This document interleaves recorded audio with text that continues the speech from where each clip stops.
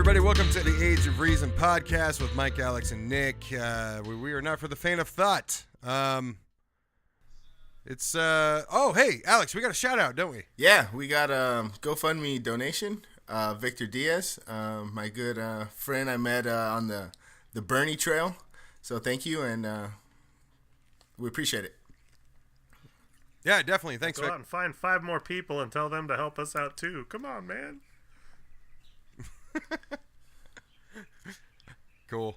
Glad to see it's working and the word got out. So thanks again, and just for everybody else, I'll throw it out there. The way he did that was he went to our website or on Facebook, the Age of Reason podcast page on Facebook, where you can find links to GoFundMe and to Patreon. Those are towards the top of our page on Facebook and in the top right corner of AORpodcast.com under the donate link. So without any further ado, let's jump into Skeptic Sunday School. Ladies and gentlemen, brothers and sisters, bow your heads, let us think. Pastor Alex. All right, so chances are if Sunday about 9 o'clock, maybe 10 o'clock, you're at home relaxing, maybe watching football, you get a knock on the door, you're not expecting company, chances are it's a Jehovah's Witness. I know you had an encounter recently, Mike. I did. I can't remember if I talked about it on the show or not. Did I? All right, I'll get into it when you're done. Go ahead. Yes, I did. Yeah, and I've had a couple, but it seems like every time they come to my house, it's always older, like elderly women, and I tell them I'm secular, and that ends the conversation. But I'm always ready to get into a good conversation, except the football's on, and it doesn't happen. You tell them you're secular? Yeah. They probably think that's a sex I'm trying to think of how they can misunderstand. Yes, like you're asexual. I was just thinking that. Like, do they actually know what that means, or do they think it's something else? I have my Darwin stickers on my cars when they're walking up, so I'm pretty sure they put 2 and 2 together. But that's a good point. Maybe I should dumb it down a little bit. I'll try it next time. I usually just go, "We're atheists," and then I close the door. But I'll try it. I'm secular. Dead motherfucker. Hey, excuse me, all right? Okay, so back to Jehovah's Witnesses here. No, so Jehovah is actually the name they have for God. Jesus, they believe in Jesus. He was the Son of Christ and all that. But because he said in there that he is not the Father, he's not really celebrated or worshipped like Jehovah. So that's the first thing. The second thing is they're like the Seventh-day Adventist, they're doomsday prepared. They've made, I think, like 25 different predictions on Armageddon, and obviously they've been wrong 25 times, but it's still they here. Must have a huge stockpile of baked beans and canned goods. That's never deterred a religious organization before, but I have a question for you. So you said they don't praise Jesus because he's just the Son. Do they not believe in the Holy Trinity? Do they not look at God and Jesus as the same person? They don't believe in the Holy Trinity. Good question. I didn't know that. So end times, like I said, they're around the corner still. And this is the tricky part. Only 144,000 go to heaven. Which is funny that they still recruit, especially since they're like Tupac and see death around the corner no matter what year it is. Well, you know what though? That's not very far off of some other Christian sects though, because you remember Siegfried that worked with us? Oh yeah, he believed that same exact thing. He said it says right in the Bible that they will only take 140 some odd thousand people to heaven. Now the 144,000, isn't that the equivalent of the 12 tribes of Jews that are supposed to be part of Revelations? Isn't that where they got that number? Well, that number's in Revelation. He did believe that it was only Jews. That was kind of funny because he was telling me this as a Christian, and he was telling me that when the rapture comes, he won't be saved because Jesus is only going to save the Jews. I was like, well, then why do you still believe in him? I forget what story it is, but there's a story about somebody that goes to heaven and sees heaven, and when he comes back, he was asked what he saw, and he said he saw no Gentiles. non-Jews. Right, yeah. So I mean, I guess it's in the Bible somewhere. So That's I just forget racist. what story. He didn't I know. agree. So these guys, the rest, it's not all bad. So they don't believe in hell, first of all, and the rest of the people will spend the rest of their life on Earth. And I think Jesus comes down and spends Earth time with him. So no hell. That's, I guess, one good thing. They don't have that stick to beat you with. That makes no sense.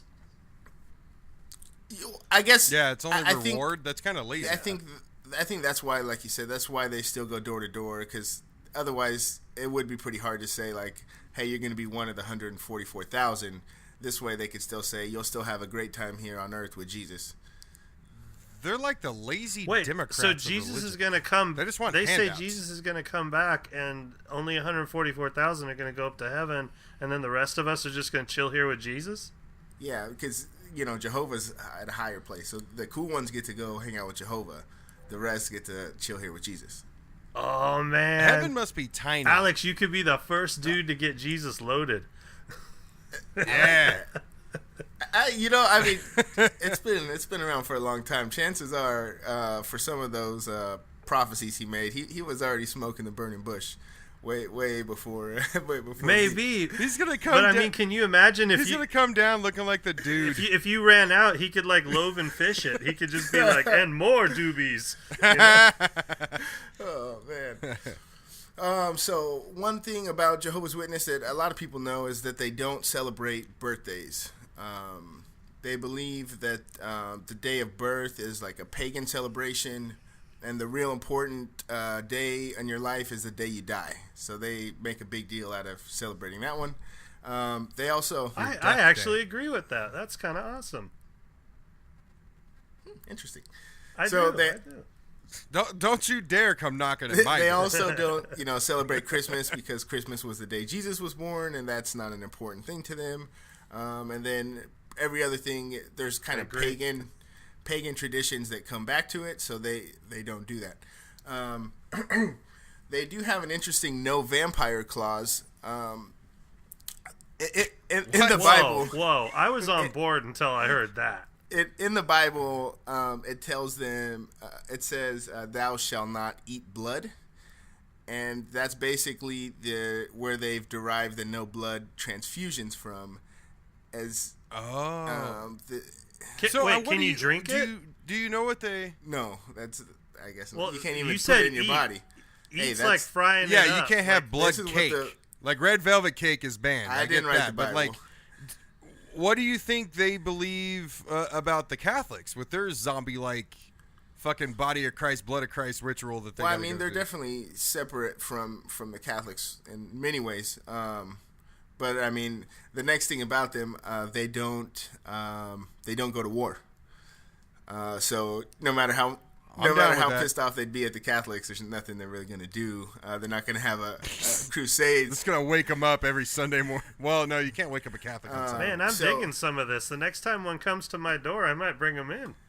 Oh, I got some more. I got something to. So you're discouraged. I assume you're saving the best for last, I mean, right? This is all, it comes in a nutshell, right? They think death is coming right now, but so they're discouraged from getting a higher education. The councilman. I mean that's classic religion. That's so yeah, religious. Right? I mean, I don't know if you missed it, Nick, but they discourage getting higher education here. Oh, I agree. So yeah, Fuck so we them got people. They need to be stupid. and then the biggest kind of threat is disfellowship, and it's kind of like almost like with the Mormon thing. But so once you're disfellowshipped, you can not talk to any member of the church, basically. So this has caused family members to not talk to each other, parents to their kids, or whatever. Things you can get disfellowshipped for is going to another church, using tobacco, homosexual acts, and obviously not believing in God.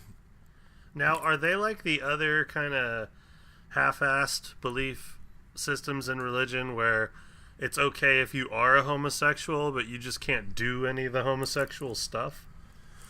Well, like pretty much every other religion, they have been plagued with homosexual clergymen abusing kids. And the way that their system is organized, there's no paid clergymen, so they're all volunteer. And they govern themselves. So if you're a member of the church, if a crime happens to you, you don't report it to the police. You report it to the clergyman, and then they decide whether or not to report it to police. And obviously this was a huge problem with clergymen abusing children and deciding not to report it. They said, let Jehovah take care of it, is basically How Catholic of them. the idea. Yeah. Wow. Last thing to know about them, they don't believe in the cross. They believe Jesus was killed on a spike or a pike, basically. And He was impaled? no, he was like Like the bridge of basically Mortal hung Kombat? on the pike or something. You know, not like Or like Vlad it the wasn't Impaler. poured through him. He had two ways of doing that, you know. and and they don't obviously pagan worshiping is like the cross, so they don't do the cross. So a couple good things, I guess, about them. They are the most diverse religion, I guess, because you can knock on anybody's door, and you never know what happens. But they are the most diverse, so that's a good thing. And then they don't say the Pledge of Allegiance in most cases, and I stand by their right for that. So congratulations on that. Yeah, you know, there's a few things that I'm you know, they don't believe in war. I'm good with that, and I mean, I stand by their right not to say the Pledge of Allegiance. I'm sure my reason, the reason why I have an issue with patriotism is going to be very different from theirs. But I'm down with them on the birthday thing. We'll have to talk about that sometime later. Nick hates birthdays because Jesus steals his glory every year. That's No, why. I don't hate it were you because born of that. I just don't get, you know, it's... Oh shit! You're both December baby. Yeah, but that's true. Are you at the end? I'm the day after Christmas. Oh, okay. I'm at the Yeah, beginning. no, So it's, I never got screwed on Christmas. Like, I always got Christmas and birthday presents, but even when I was little, I'm like, I didn't choose my birthday, so why is it special? Like, I never got that. Like why are we celebrating that? So apparently, from Nick's perspective on this episode, as we're doing this over Skype, I'm having to talk to the side of the monitor, and it looks like I'm like digging my tongue in Alex's ear. I know, it's getting all sensual. I'm getting jealous. So here's what happened with me and the Jehovah Witnesses. A few weeks ago, I had just woken up, like I had just got coffee, and I hear a knock at the door. Lindsay goes and answers the door, and I see obviously Christian of some kind. So I'm pouring cream into my coffee and like stirring it up and getting ready to walk outside. And as I'm walking outside, Lindsay lets him get through their like 3-second sales pitch real quick or 3 sentences. And Lindsay goes, "Yeah, I'm sorry. You know, we're atheists, not interested." And the guy goes, there was an older guy, probably in his early 60s, and then a middle-aged guy, probably in his 40s. And the older guy, when she said, "No, we're atheists," he goes, "Well, how does that make you feel?" Right as I'm walking out. So I go, "I don't know. How does believing in God make you feel?" So I set the tone real quick, and I went and sat down and on my front porch, and the middle-aged guy didn't say anything. So he kept quiet the whole time. And the older guy walks over and basically just starts asking questions, what led you to atheism and stuff like that. I'm like, all right, I'm fine. I'm cool with this conversation. So we start talking, and, I told him one of the things that led me away from religion wasn't necessarily God's followers, but the plagiarism that took place. And as we're having this conversation, he brought up the moral argument. And I said, okay, well, where was your God during slavery? I said, not just American slavery, but I said, there are plenty of times where God orders slavery in the Bible, orders the taking of virgins for yourselves, and orders the slaughter of children. This is the first time the middle-aged guy spoke. That is not in the Bible, and I don't appreciate you talking about the Lord that way. Well, he had the Lord's back there. Apparently he never read the Bible, but he had the Lord's back. This was inside your house or what? This is outside of my front porch. So, once everything once that happened, the conversation was kind of over. And the older guy goes, I'm a traveling priest, pastor, whatever the hell it is they have in that religion. But, whatever the guy's name was, Thomas here, the tall, middle-aged, angry guy, he's like, he's going to be taking over my route. He'll be more than happy to come back and talk to you. I'm like, yeah, sure he will. So for these guys, I encourage them. I found about 8 different mentions of God either ordering the raping of women, most of the time virgins, and the enslavement and murder of children. One of them is Numbers 31:7 through 18. When it talks about they attacked the Midian just as the Lord had commanded Moses. They had killed all the men, all 5 of the Midianite kings, which are Evi, Rakem, Zur, Hur, and Reba, died in the battle. They also killed Balaam, son of Bor, with the sword. It's okay to skip the names, man. It's okay. Yeah, I'm reading. All right. Well, anyway, after they gathered all the plunder and captives, both people and animals, they brought them all to Moses and Eleazar the priest for the whole community of Israel.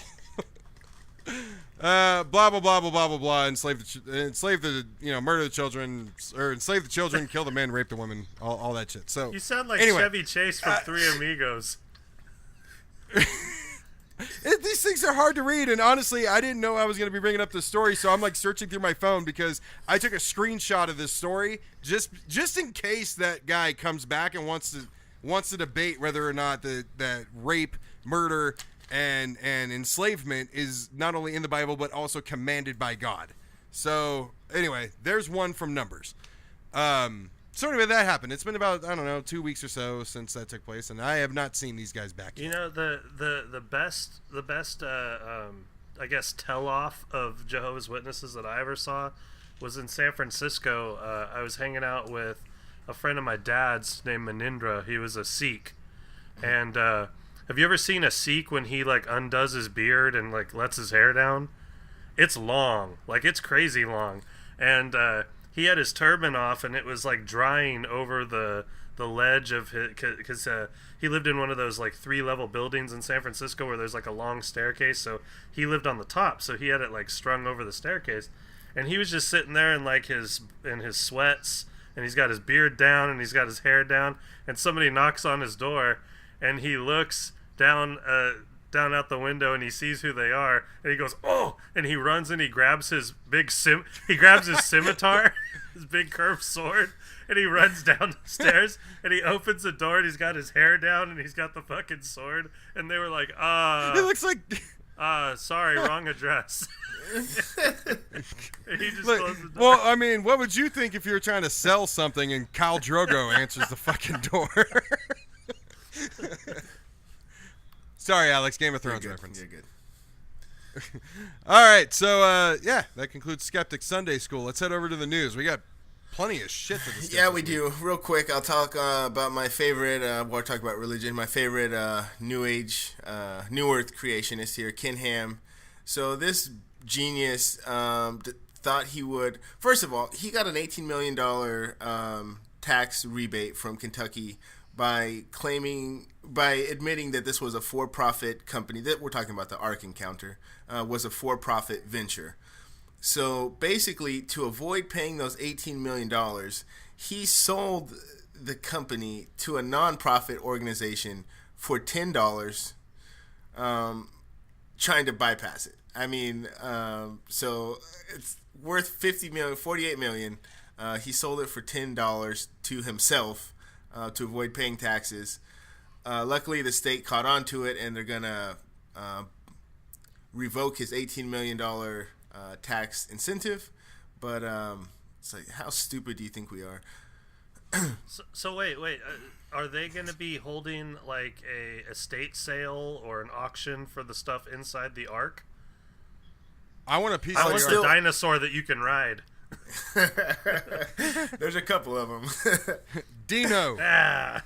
We'll name him Dino. Okay, so after that, I do have a little bit of good news.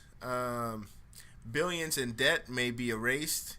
So the National Collegiate Student Loan Trust is a conglomerate. Basically, it buys student loans.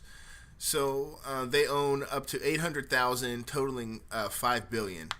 And basically, what's happened is it's came out that they keep very poor records. And John Oliver did a show on this a couple months back where it talks about how people buy debt. And this is basically what happened. This company's controls 800,000 separate loans, and they don't have the paperwork saying that they properly own the debt. So several court cases have happened recently where the student who's in debt takes it all the way to court, and this company can't prove that they own the debt. So it looks like right now they did some research, and I think 400 of 500 were the paperwork was incorrect. So how much of these 800,000 is yet to be determined, but it looks like it's a majority of it, and that's great for students. So if you're listening, Definitely. students, especially our listeners in America, if you get drugged to court over your student loans, go to court, because chances are they don't have the paperwork. That's exactly the thing. Most students don't show up to court, and then they obviously lose, and then it's taken out of their Social Security. It's the one thing that you can't declare bankruptcy from. So, this might be an opportunity for 800,000 people across the country to get some relief. So, we'll see how that goes. That's awesome. So you kicking it over to me now? Yeah. I was waiting for you to say Betsy DeVos, because I love the name Betsy DeVos. Oh, yeah, I hate saying her name. Gets me wild. You know? Oh, that. Well, students should be saying her name because she's fucking the shit I out. know. And Nice. soon her brother, apparently, her brother's going to get involved in the the Great American Fucking of 2017. So apparently, from what I've been reading, there is a special interest in our new Cheeto in chief to have his own private army. And since our United States Armed Forces refuses to be that, they're turning to private contractors. They want to send private contractors over to Afghanistan, and they actually want to appoint somebody who answers only to the president, who is in charge of these private contractors. And Oh, that's not dangerous. yeah. So let me give you a couple guesses here on what agency, what private business would probably be doing this. They're real famous. They were in Iraq. Anybody? I know the answer. I'm going to guess the brown shirts. No. Alex, you want to take it? It's going to be the equivalent. I know it's unfortunately Blackwater, I think. Blackwater. That's right. Even and White River was my next guess. God yeah. damn it.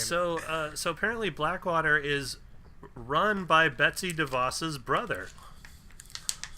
So we are all keeping it corrupt and keeping it in the family. He recently said his last name I think is Prince, I believe. He recently said that he wants this operation to run exactly like the British East India Company. And for those listeners who aren't sure of who they are, those are the bad guys in all the Pirates of the Caribbean movies. Pirates of the Caribbean. Yeah, exactly. so basically the British East India Company was a large company that was getting spices from all over the world, bringing them back to England, and it was more than just spices, but they were pretty much given carte blanche by the Crown to basically do whatever they wanted to do, and the Crown would send them off to, do battle with pirates or protect cargo or go. Well, and that was the beginning of globalization, which pretty much collapsed their empire. Correct. So, well, I mean, I don't. Let's not learn from history. Yeah. I mean, we've been down this road before. We have the map from historical documents and ways that we can trace this. But fuck it, let's go down the road again and see what happens. Right. No. I'm just, Trump having his own private army. I mean, that gives his little nubby a stiffy. So, that's all he's gonna want. Well, I mean, I'm sure you guys saw the Boy Scout speech that he gave. Yeah. That was the most appropriate speech I've ever seen. So let's just throw that in there real quick, just because it's kind of relevant. He's making swearing to a bunch of children great again. I mean, when he's talking about like having sex on a yacht. Hello, my little fuckers. And then at the end, he's like, "You're young, but you're smart." Like, basically, you guys know what's going on. And it's just like, these are like 12-year-olds. And he's like, you know what I mean? Yeah, no. And I don't know if you guys saw the Daily Show, because Trevor Noah was talking about how he does this comedian thing where he'll walk away from the microphone and like turn his back on the audience with his arms up. And then they were showing clips of like Bernie Mac like dropping the mic and walking around, picking it back up. He's trying to get the crowd hyped. Like they need Rick Perry back there with a big clock on his chest, running around and shaking his arms and shit, being Flavor Flav. I mean, he's such a big douchebag. I mean, everything that's going on right now. There's way too much stuff for us to talk about. The Jeff Sessions thing. Yep. I'm going to healthcare next, though. I'm going to healthcare next. There's a rumor, speaking about the Jeff Sessions thing. So basically, he's been blasting Jeff Sessions over recusing himself from Russia. And the funny thing is the blasting just started recently, right about the time Robert Mueller threatened to start looking into Trump's family finances. And now he's blasting Sessions, and there's a rumor floating around the internet with some unaffirmed sources or unnamed sources that Ted Cruz may be the one replacing Sessions should he actually resign.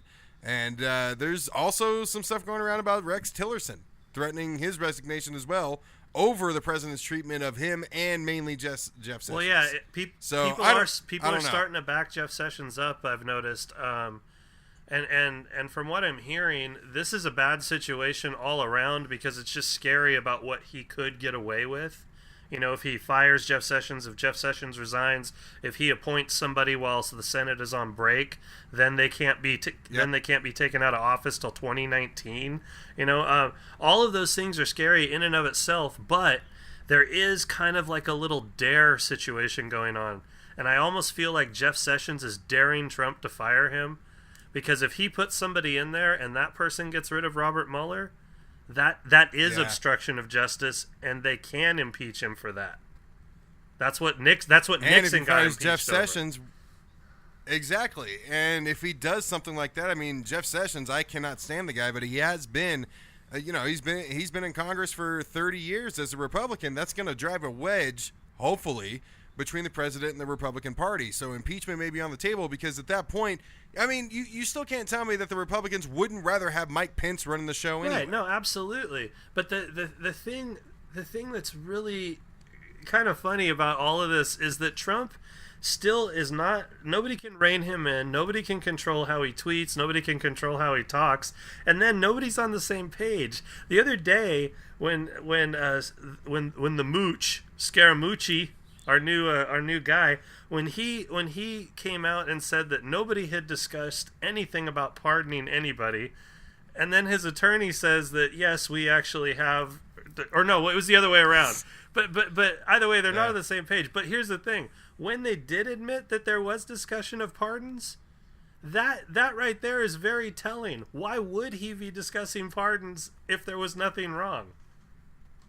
Right. I think it's bullshit that he can pardon himself, and apparently there is no written rule. There are written rules about who the president can pardon, but there is nothing written about the president being able to pardon himself. And there's nothing saying that the president cannot pardon himself. But like with Nixon was pardoned by Gerald Ford. So I don't know. I mean, basically, this goes back to something I've said before, and that's I'm tired of people tarnishing Nixon's name. Not that I agree with everything he did, but he did establish the EPA. You know, good for him. But they're tarnishing Nixon's name for more than it needed to be with Trump by calling all of this Nixonian. No. This is on a whole new fucking level. Right. I mean, right. I don't know. I hope he does. I hope he does try to fire Robert Mueller, one way or the other, with or without Jeff Sessions. Okay. Well, yeah. No, I know. I want to move on to healthcare, but I got to say one thing real quick about our new White House press secretary, communications director, Anthony Mooch Scaramucci.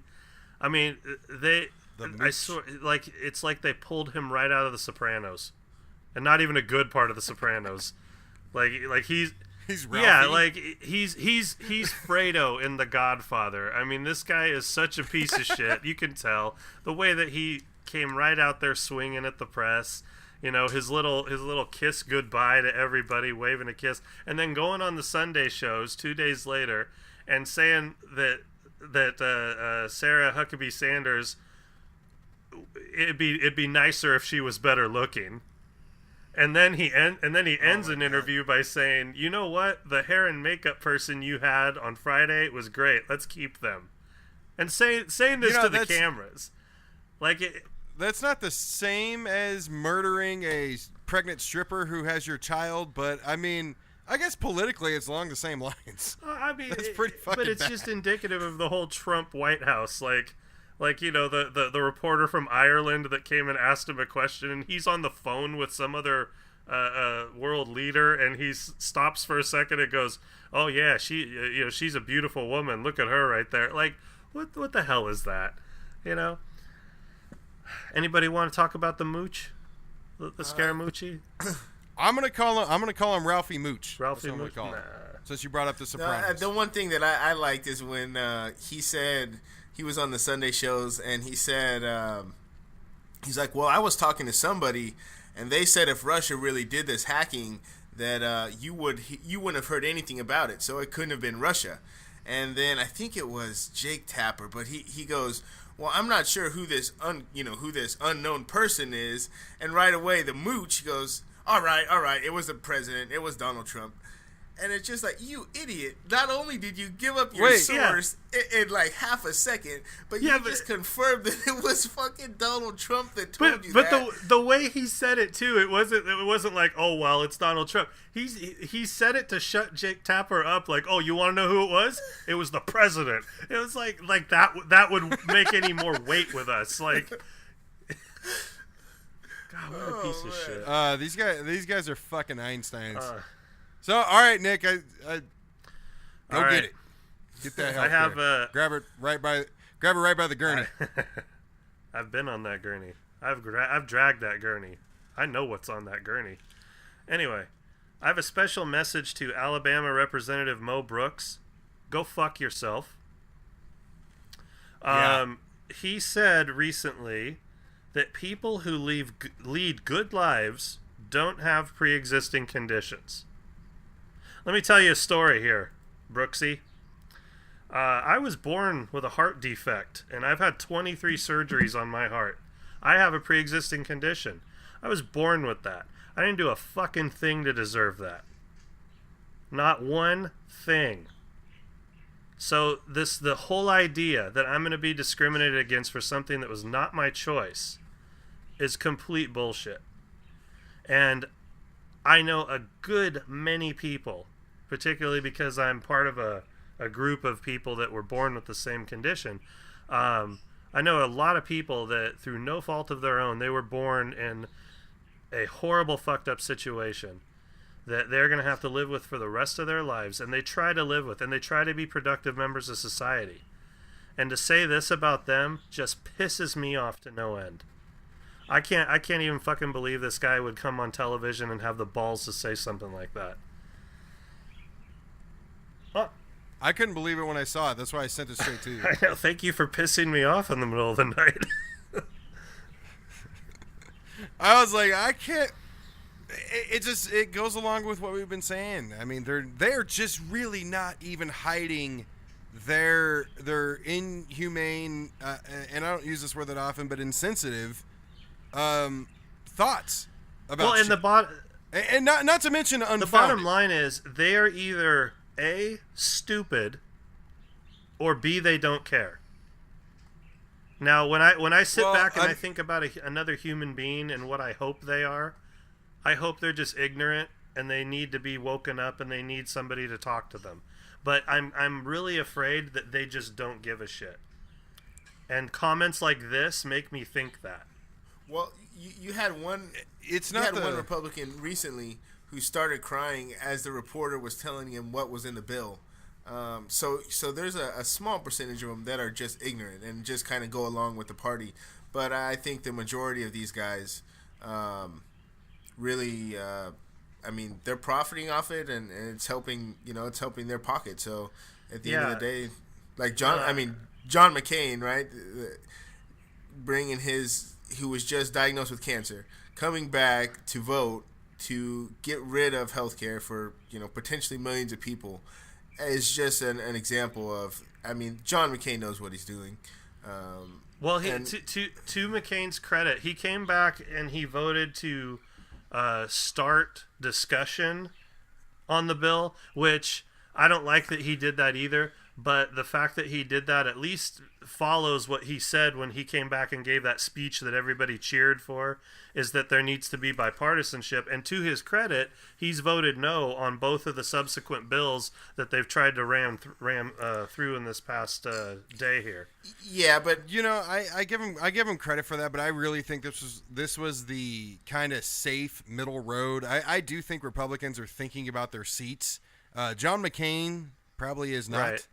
Thinking about his Well, that's seat, what I'm thinking. Maybe he's having some sort of catharsis where he's like, I'm going to die soon, so I should just do the right thing, Yeah, but I mean, if he would not have voted, then this thing would have died, right? And they would have had to wait. You know what, though? So that's where, to me, I mean, the whole thing is kind of like just for show, because if he would have stayed home and tried to recover and spent this time with his family, this whole thing would be dead, and that's where right. No, you're right. You're right. That's one of the things that they were saying about Rand Paul, is that Rand Paul wanted the vote for full repeal immediately, just so that he could be on record voting yes for it, and then he would come to the table and vote for whatever the hell the Republicans wanted, because then he at least gets to go back to his state and say, well, yeah, I did vote yes on the full repeal, but that wasn't going to happen, so I voted for this little chicken shit one, which is a good first step. You know what, though? There is some silver lining to what John McCain did, and don't get me wrong, I mean, this is not what I believe his intentions were. I truly think he was. I think McCain has some good parts to him. I enjoyed listening to what he did say after he casted a vote that I was against.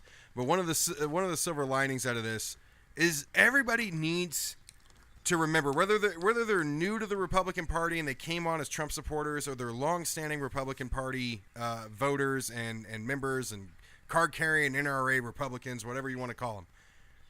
You motherfuckers have supported these guys like Mitch McConnell and even John McCain and Ted Cruz and everybody else that has been talking about repealing Obamacare and replacing it with something better for fucking 8 years. And you guys have nothing. You don't have a goddamn thing. None of you know and I'm not even saying you to the voters. I mean that to them too, but I mean the people that you're voting for. They don't have a goddamn thing to bring to the table. Nothing. And you guys they want to bitch about how Obamacare was launched? Well, yeah, there are some fucking issues. There's some problems I have with Obamacare, and yeah, famously the website didn't fucking work. But they had a fucking plan. Well, and these guys don't have shit. You couldn't keep your doctor. That's the one that they like to throw out there too. And that wasn't true universally. Yeah. That was only true in some cases. One of the things that I think that people do get confused about, because I have had the healthcare discussion with a few people, and they're wondering, well, why don't the Republicans just pass something? And that's, to break it down just real quick, they're trying to pass a budget reconciliation bill. They're not trying to actually get rid of Obamacare, because to do that they need 60 votes. And to do the budget reconciliation bill, they just need a simple majority. The funny thing is that as the bills have been placed out there, the office that looks at the bills and decides whether they're budget reconciliation bills or regular legislation has said twice now that there are provisions in these bills that make them regular legislation, so they need 60 votes to pass them anyway. And they're not going to get it. So this whole exercise of let's just keep voting until someone gives us what we fucking want is ridiculous. They still don't know what they want. That's the other side of it too. And again, this isn't even about healthcare. This is about fucking taxes. It's about money and trickle-down economics. And Obamacare was about the fucking opposite. This has nothing to do with fucking healthcare. This is tax cuts for the fucking rich. That's it. Well, speaking of saving money on taxes, our illustrious dear leader today, which by the way, you know what? I'm going to go back to Scaramucci here, because in his introduction to the world as working for the White House, he started going on a level of Kim Jong-un that I have not seen from anyone since the early days of Sean Spicer, talking about how the president can throw a tight spiral while wearing a jacket and sink 3-point shots. You know, I was waiting for him to say, you know, he got a hole-in-one the first time he ever hit a golf ball. Slayed a dragon or something. That's what I was waiting for. That's right. I mean, holy crap. But anyway, I digress. The only thing sinking on that motherfucker is his nipples. Fuck him. I was going back to the thing that you wanted to talk about, Webb. Our leader today saved money by getting some people out of the military. Yeah, he did. This fucking piece of shit who came out and said he was going to be the best president for everybody, including LGBT. Well, let's do a little status check on that. So, Trump, in a series of 4 tweets, because that's how he communicates with the American people, like the professional that he is, came out and said at about 9 a.m. this morning, he says, after consultation with my generals and military experts, please be advised that the United States government will not accept or allow transgender individuals to serve in any capacity of the U.S. military. Our military must be focused on decisive and overwhelming victory and cannot be burdened by the tremendous medical costs and disruptions of transgenders in the military that would entail. Thank you. Now, one of the issues I have with what he just said right there is Republicans aren't supposed to, like, they're the first persons to say you don't insult our soldiers. Unless they're confused about whether they should have a pee-pee or a hoo-hoo. Yeah, so that's number one right there, and I'll get into how many soldiers he actually insulted. But so one thing that's coming up that I don't hear a ton of people talking about is that a new bill that was coming out to protect new transgender servicemen and women was passed and was set to go into effect on July 1st of this year, but was abruptly pushed another 6 months by General Mattis, and done so at the last minute. Mattis came out and said, we will use this additional time to evaluate more carefully the impact of such assertions on readiness and lethality. Whatever the hell that means. Now, the other problem is so this is going to present a lot of issues for the Trump presidency. Legally speaking, legal challenges will come soon after this bill goes into effect, if it actually does do that, because we have an estimated 10 to 15,000 transgender military employees who will immediately be discharged. And this is apparently, so a few weeks ago, Steve King and another guy were on the congressional floor complaining about transgender people in the military, and they were the only ones in the fucking room. They were talking to each other, and you can only see it if you watch on C-SPAN. I think Trevor Noah did a thing on it, and all they were doing was talking about how transgender people are taking advantage of the military and the benefits that come with it, so they can go get their sex change operations, and our tax dollars should not be going to that. Yeah, let me tell you here. I've got a transgendered nephew, and the amount of crap that they go through psychologically, the last thing that any of them are going to do is go, I don't have enough money for the surgery. I know, I'll join the military, get put through the psychological torture of boot camp, possibly go and have to kill people, all while I'm becoming a woman. You know, like, who the fuck would do that?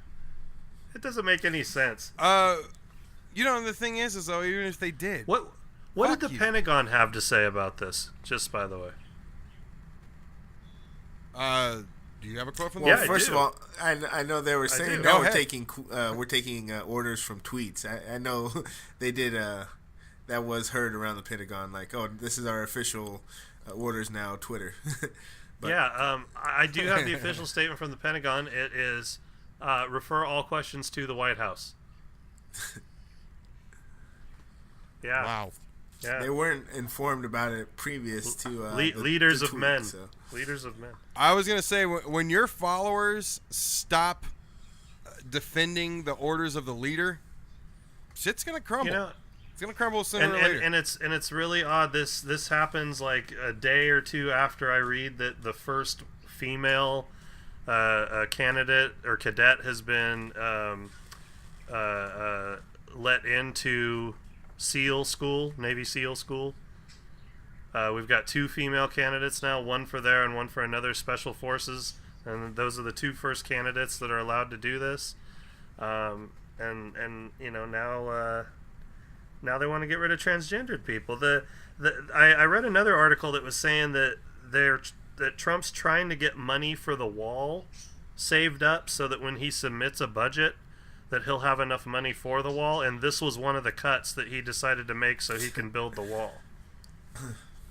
And interesting, it also pointed out that the military spends twice as much on Viagra as it does transgender surgeries.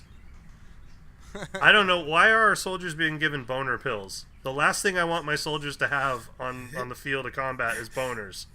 That's not even that's not an anti-gay thing at all. I just don't want them running around with their rifle and a big old hard-on. Like, yeah, you need to clear your mind when you're doing right, this. and you don't want to assume. be looking for ways to clear your mind while you're doing that shit. I think that we've had that issue occur several times in history, and it's never good. Yeah, I mean, who knows what Kowalski's doing behind the wall there in the middle of the firefight, you know? Where's Kowalski? Fap. Yeah, the you know the basic problem with this whole thing, the problem with going after transgender or gay or whatever, especially coming from the Republicans, they're supposed to be, they champion themselves as a party of freedom. If you're not allowed to, if you don't have the freedom to do what you want with your own fucking body, whether it's abortion or anything else that we're talking about, I don't get how they don't see these fucking contradictions. Well, I really don't. Some brave Republicans did come forward today and say that this is a travesty, and that anyone who's willing to serve our country in uniform should be allowed to do so, regardless of their sexual orientation or their gender. A lot, actually, surprisingly, a lot. And I mean, not that this is going to be the thing that turns the tides on Trump, but so it is surprising for me, anyways, to see that many Republicans stand up for the LGBT in any kind of way. So I guess. Well, you know, our country, they're afraid to insult the troops. Well, I'm waiting for. Well, he just did. That's the other thing that bugs me about this. Again, the Republicans are saying something, but I mean, you know, the leader of their party is insulting 10 to 15,000 troops, and some people are okay with this. What I'm waiting to happen, though, is through interviews and things like that, I'm waiting for Trump's what tiny little filter he's got between whatever he's got in his fucking head and his mouth to say they're not intimidating. They're just, would you be afraid of a transgender person? I'm not afraid of a transgender person. It's a tough world out there. Like, I can see him going on that rant. I can see him justifying this, not only for the bills, for the doctor bills, for their sex change operations, was apparently an epidemic, if you talk to these guys. I seriously think if he comes up with something else, if you catch that motherfucker on the fly, he's going to say some shit like that. Yeah. I can see it happen. I don't, honestly, I think I'm not sure where this came from in his mind, but I mean, typically being from New York, he was never like really anti-gay or anything before he got into politics. So, well, he was a Democrat traditionally. Yeah. Yeah, but remember the transgender restrooms when he was on the campaign trail, the bill in Carolina when he said he really didn't care. We were all shocked when he said No, and that's the thing that doesn't make any sense. I don't even know if this makes I don't know if the soldiers even care about this.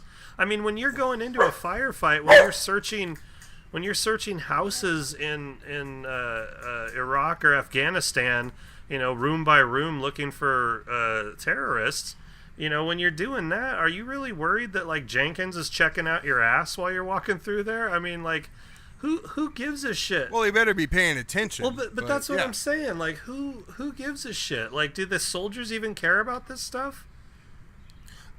The one theory that I was reading about today, and it's a theory. It just happened, right? So it's fresh, but it was saying that Trump's plan was to make, or I don't think Trump's smart enough to think of this, but the overall plan was to make this a battle in some of the Rust Belt states, where make this an issue, where it would come up in the 2018 elections, where Democrats would try to reverse this, and then the idea was that the people that voted for Trump don't really care about these issues. So if they can make this a wedge issue, Right. because gay rights and abortion is not enough, that maybe that would be enough to distract people. So That's not what got him elected, though. One of the things that he got elected on was appealing to the people that the Democrats weren't, and that included some LGBT groups. I mean, he didn't blast them. He didn't go after the transgender bathroom thing. Well, but that's because they bought into the whole thing that he was going to be good to the LGBTQ community, and Ivanka swore up and down that her father loves the LGBTQ community. But I mean, if you're running on the Republican Party platform, you got to know that that's bullshit. Anyone who's going to vote for a Republican needs to know that crap is not. That's still an issue. Like, even though that gay people can get married and that we have marriage equality now, it's still, for the most part, it's kind of gone away. But some Republicans hold on to that like grim death. They just won't let go of it. Well, what I think is funny is right after part of that whole autopsy on Mitt Romney, the Republicans are coming out saying they don't care about gay marriage anymore. They don't give a shit. Like they're moving on. Well, they've moved on to transgender.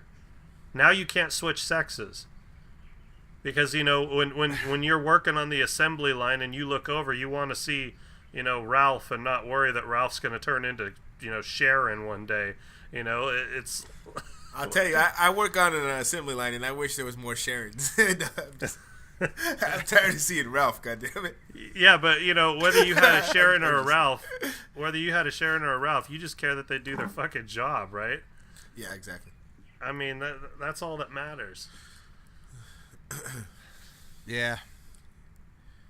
We get into these awkward pauses sometimes, and it's just because there's so much to keep talking about. And where do we stop? Where do we begin? So it's crazy to think that anything bipartisan is happening right now, but there actually is something that both sides are agreeing on. So right now there's is this Coco Loco again? No. The Black Rabbit. So there's 43 senators, 29 Republicans, and 14 Democrats who want to implement a law that will make it a felony for Americans to boycott Israel. So, yeah. Bullshit. I mean, it's amazing. At first, like when I shared this to the group, you're like, "Is this real?" And it's like, it's a legit question, because I mean, obviously, this breaks.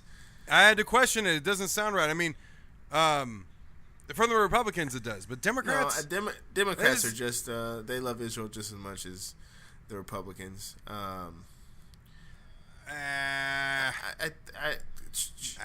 Show me the voting record. Will speak with me. Israel is like untouchable for both sides. you'll have a couple that might stand up against him. But even like Keith Ellison was under fire for some remarks he made about Israel and Palestine, and he made them 10 years ago. And Bernie, who's an independent, said we need to treat Palestine with respect if we're going to solve that issue. But I'll tell you this. I'll give you a comparison right now. When Bibi came back asking for more aid money, Obama told him to go fuck himself. Trump would not do that. Right. Well, that.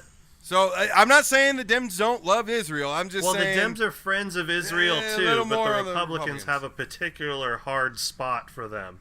You know, and where this bill came from what I read, was that there are quite a few boycotts around the world happening right now on Israel, and they're afraid that Americans are going to start doing that as well, and Israel will lose favor with us. Which, you know, if Israel's acting like a bunch of dicks, why are we backing them up? Like, what good do they put out in the world? You know, well, they're a strategic location, and it's amazing how the hundreds of millions of dollars that we give to them every year, and we're still like, are you happy? Like, is everything okay? Did we do anything to upset you? It's like, we just gave you $200-something million, you know, for you know what. And we're gonna bitch about the money that we gave to Iran to settle a dispute without firing a shot. Right. Yeah. So, well, he wants to start messing with Iran too, and now apparently we've got plans to, or we're starting to plan on action on North Korea. North Korea needs to be dealt with. It needs to wait, I think, until fucking Trump is out of it. Well, this is I think the world needs to come together on North Korea. Well, absolutely. I agree, including fucking China. But see, I'm worried that he's going to do what other people have done in this situation, where they are just racked by scandal. Their numbers are tanking. They're losing support, so they start a war. Push the button. That's my greatest fear. Because that's when everyone loves the president. I mean, North Korea is an interesting situation, though. I don't know. Invading North Korea would obviously be a repeatable mistake. So I don't know. If they wanted to take out the leader, that's one thing. But going to war with North Korea, I think, is pretty. Well, that's the thing is, I've seen like four documentaries, one of which was pro North Korea, and in everything that I saw, it really looks like with our air power, we could probably quickly put an end to anything that was going to happen. But they're afraid that they're going to actually get some attacks in on South Korea before. Exactly.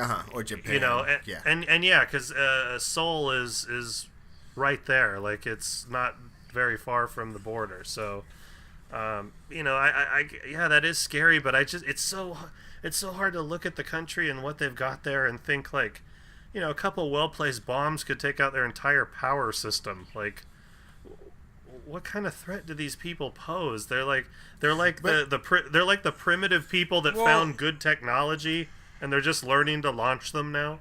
Yeah, you know? But I mean, well, everybody's worrying about their missile range, but what a lot of people seem to miss in that information is, as their missile range seems to be increasing, there's a big difference between firing an empty shell and a warhead. Yeah, but I wouldn't bet on that. I wouldn't bet that an empty one's gonna have a different trajectory. I mean, the fact that I mocked him, I think, on this podcast before, and then I do it in real life because, or in life, because 1 out of 10 goes where they're supposed to. The other 9 blow up as soon as they go into the air or land in the ocean, like duds or whatever. But now they are. I mean, they have a legitimate threat, and as a nuclear power, I mean, no matter how primitive the society is, if they can strap that nuke on a freaking missile and hit Hawaii or Alaska or, you know, even you know, Japan or South Korea, the world needs to come together. And like you said, China is a big part of it as their biggest ally. So hopefully, We don't even need the rest of the world. We just need fucking China Well, to be on board. Russia's That's it. starting to back North Korea too. They're starting to help them out. And that can kind of tie into something else I was going to ask you guys about. What do you think about the Congress passing a rule that says that the president cannot revoke sanctions? This all ties into his ability to just pull the sanctions on Russia. So if he vetoes this, then that kind of tells where he's at. If he accepts this, then it's going to piss Russia off. Russia's already talking about some form of retaliation based on just the promise of new sanctions. You know, I think the fact that a bill like this has to even go through, and if Trump vetoes it, he's already got his excuse. We need to be flexible so we can reward Russia when they come to the table on certain things and all that. But I think the fact that even a bill like this has to go through Congress, it's like having to put baby gates up for teenagers. It's such a stupid barrier that we should not fucking need to do. Right. Yeah. That's the way I look Well, at it. it'd be nice if we could trust the president, but clearly Yeah, that's they my point. can't. Right, and this is proof. The fact that even Republican, because this is another bipartisan thing, Alex, when you brought up the bipartisan side of it, I thought this is what you were going to talk about. There's bipartisanship on strengthening the sanctions on Russia and passing this bill to remove Donald Trump's power to manipulate the sanctions. That's fucking telling. That's very telling. Well, did either of you guys see the or hear the open mic that they caught from Susan Collins and one of the Democrats? Yeah. Both of them said they think he's crazy. You know, Susan Collins, a Republican herself, she said that she doesn't think the president understands what the budget rules are, that he doesn't even know what the budget is. You know, I mean, they were talking, you know, very honestly to each other about, like, what are we going to do? Because they're part of the same committee. You know, what are we going to do with this? And I'm, you know, I probably don't agree with most of her policies, but Susan Collins, at least, she's been against the healthcare thing from the very beginning, you know, and she's from Maine, yeah, right? and now Alaska's Senator Murkowski, she's taking shit because she voted against it, and Trump's going directly after her. You know, of course, because she's a woman. I'll say that. I'll say it's because she's a woman. He hasn't gone like that against anybody else. So I know he's threatened it. Well, yeah. I think all of this, with the exception of the North Korea conversation, I think everything that we've kind of discussed surrounding Trump, the White House, and Congress, I think a lot of this is good news for not only 2018 but good news in the fight against Trump, especially when it comes to Republicans. Yeah, hopefully the something comes out of the Kush and Manafort testifying before the Senate committees. And I guess there's another bipartisan thing. Both parties agreed to sell out the public and make that a private hearing instead of a public hearing, which is bullshit. Yep. Right. So good job. Way to protect us, guys. These fucking Trump supporters, these voters need to see every fucking bit of this, even though they're not paying attention. Every Trump supporter I know is no longer paying attention. Well, they don't believe that this but is real. At least if this is... Yeah! My mother-in-law thought the investigation into Hillary Clinton was... This is a month ago, 2 months ago-ish. Thought the investigation into Hillary Clinton's emails was an ongoing thing and had no idea that Trump was being investigated about Russia. So did John McCain, to be fair. Huh? Hey, he had a reason for a lot of the stuff he did. Yeah, I mean, he had, I don't even know how many stitches over his eye. No, I'm talking about if you got a tumor pressing up against things in your brain, that could explain Sure. a lot of the weird stuff he's been doing. Yeah, because, I mean, he's been talking and not making a whole lot of sense recently. Yeah. So, I mean, I don't know. I have a love-hate relationship with McCain. I know. I supported McCain all the way back when he first ran against Bush back in 2000. I thought that he would be the best choice. And then Bush won, and something happened to McCain. Like I guess he wanted the Republican nomination for president so bad he was willing to kneel down and Play ball. and take a Palin as his running mate. Jesus, yeah. I mean, I don't know. I when it comes to whether these things are public or not, it's I don't want it public just because, or I want it public, but not just because I want to watch it and know what's going on. I want it public so when I find somebody that wants to tell me that something didn't happen, we have a record of it. So, but with that, yeah, obviously there's a lot going on. Yeah. We'll go ahead and conclude now. So this has been Mike, Nick, and Alex on the Age of Reason podcast, where we're not for the faint of thought. Follow us on Twitter at AOR_podcast, the Age of Reason Facebook page on Facebook, and for everything else, including our donations on AORpodcast.com. We will see you guys next week.